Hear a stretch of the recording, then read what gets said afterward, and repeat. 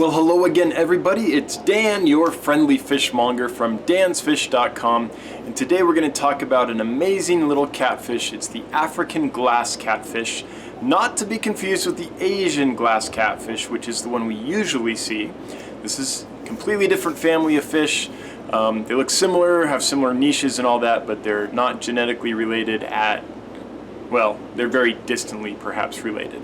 But anyway, let's dive in and take a look at these awesome fish. Here they are, tank full of them. As you can see, they're a shoaling species. They like to be together. I would not keep these singly. I'd even be hesitant to keep them in a group of just like 6 or something. I think they're really gonna wanna be in a pretty good sized group. How these guys live in the wild is they live in pretty deep water and rivers and things, and they just go around and shoal around in a big group with their 8 tentacles or feelers or whatever you want to call them spread out, and they catch anything that will fit in their mouth. Anything that their little feelers bump into that they can eat, they will. In fact, there was an interesting study done in the wild where they dissected 654 of these guys and they analyzed the stomach contents, and here's what they found. 40% of their stomach contents was Daphnia, 22% was algae, rotifers was 5%, copepods were 5%, and insects were 2%, and then the rest was detritus and sand and other, just gunk and stuff they couldn't identify. So what this tells you is that this is an opportunistic feeder. They're very easy to feed in captivity. They'll eat pellets, they'll eat flakes, they'll eat live, they'll eat frozen, they'll eat rapashi. Rapashi's a little hard for them. They kind of group around it and go at it for a long time before they finally eat it because of how their mouth structure is. But they can eat it. I wouldn't use it as the main diet though. But anything small that's kind of in the water column or sinks to the bottom, they will find a way to eat. Not picky at all. This also tells you that they need a varied diet. These are an omnivore. Algae was a big part of their diet, 22%. Insects was a fairly small part, and then little tiny water crustaceans like Daphnia was a major part of their diet. So just keep it varied, keep it balanced, get some vegetable matter in there, and you should be just fine with them. They're a very peaceful species. Now, the literature says that they max out at about 6 inches. I've never seen one that long. The most I've seen is maybe 3.5 inches.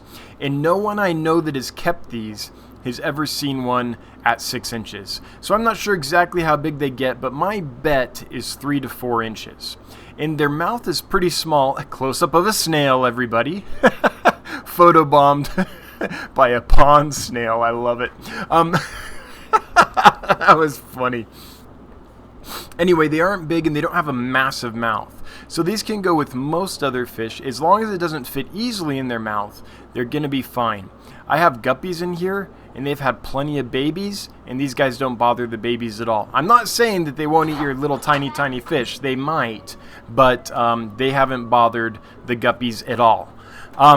So that's kind of a brief rundown on their behavior. Just constant movement, endlessly entertaining because they never sit still.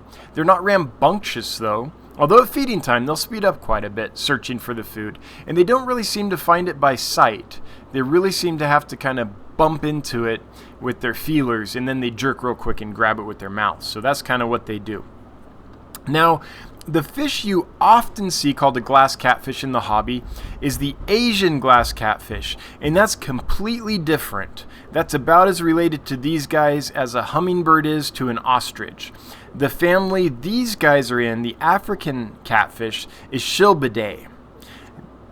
The family that the Asian catfish is in is Cerullidae.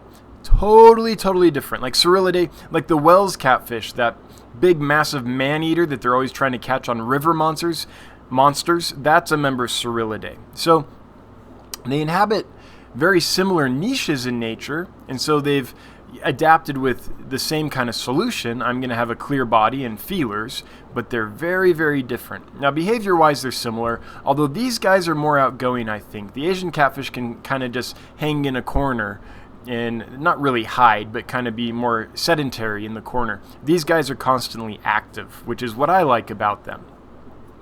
They have 8 barbels around their mouth, instead of only 2 like the Asian species has.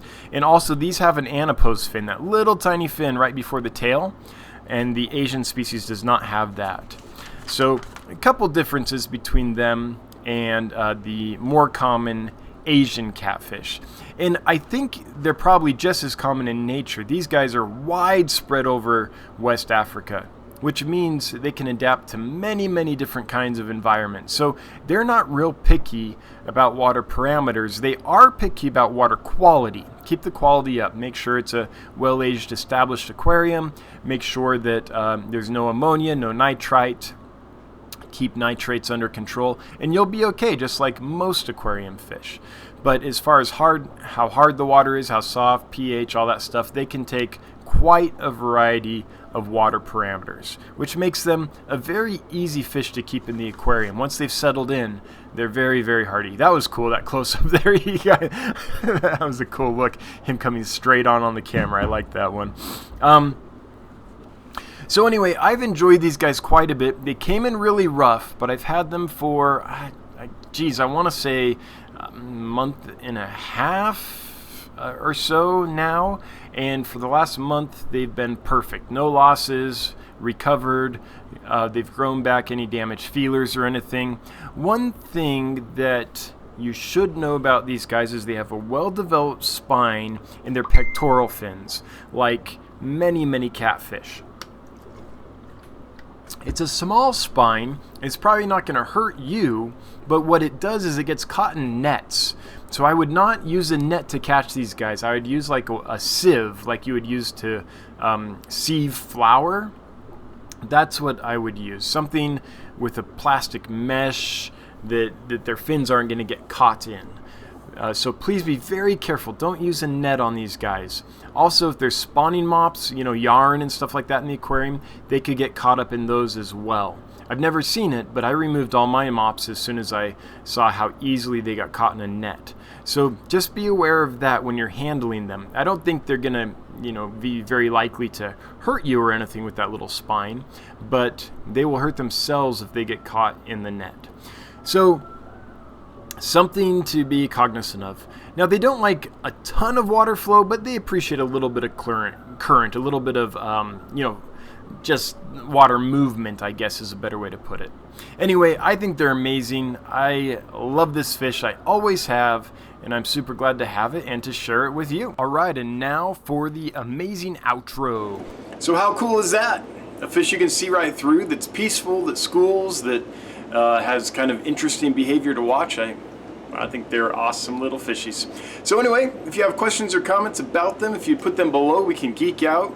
If you like this, if you would consider doing all those things that us YouTubers are always pleading for you to do, such as subscribe, like, share, hit the notification bell, blah, blah, blah, then it'd be most appreciated. And if you're looking to buy these fish, they're available at dansfish.com right now. Anyway, have a good one, and I'll see you later.